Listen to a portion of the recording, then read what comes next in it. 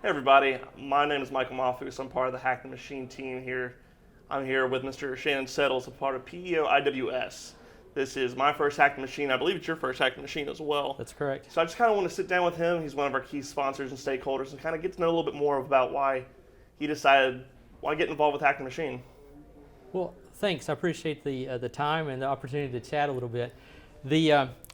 The driver for me really is my background in engineering, particularly systems engineering. Stretching over 2 decades now. So I've seen it change from more manual, laborious type processes to what we're looking at now and moving towards and actually enacting model-based system engineering.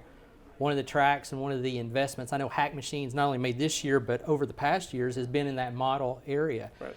I'm recently come on board Integrated Warfare Systems, IWS, last couple of months. So kind of new to the team who builds these world-class warfare systems, and the engineering that goes behind it is fascinating. So the opportunity for me to, in my role as systems engineer, to work with our teams and to understand how we can harness the power of model-based engineering, model-based systems engineering, not to have a model that rules all models, but to interconnect the investments in models that a lot of program offices in our PEO have made, as well as outside, because we know systems themselves are not going to fight the next battles and so forth, right? It's going to be a systems of systems type conflict that we're in, and the opportunity for us to understand what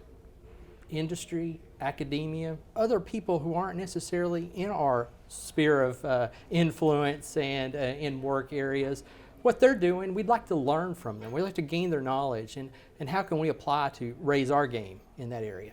Which is really all what Track 3 is about this year. Track 3 is all about models-based systems engineering and kind of these new approaches that how we're actually going to be able to go forward and kind of help the acquisition process with the Navy to really make sure that we're pinpointing the right programs from the start.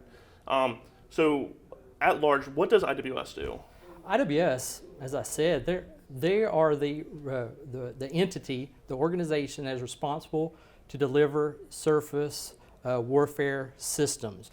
If it's on a surface ship, the surface fleet, those combat systems, they're delivered primarily by IWS. So it's a big responsibility given the size of the fleet, and it's impressive. I mean, this is a world-class team that continues to try to, we continue to try to raise our game and make more of an impact in that area. That way, our Navy is number one and continues to be that way. Awesome.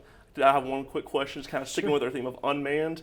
Is there any unmanned system that you find particularly fascinating that's just kind of something that maybe us at home don't really know much about, but you kind of in the sticks would really know? Oh, there's all kinds of them. Some of the fascinating unmanned capabilities that we're seeing out of Admiral Selby's shop are just unreal, right? It's almost in the science fiction realm, right? Oh, believe me, I came into our company. I'm a liberal arts major, and so it is just beyond me by a whole stretch of my imagination. I can't really comprehend it, but It is cool stuff from my very quick ramp up learning here. But I really appreciate it. Really appreciate y'all's sponsorship and kind of continued partnership. And we're gonna get back to the games and check in with how those are going.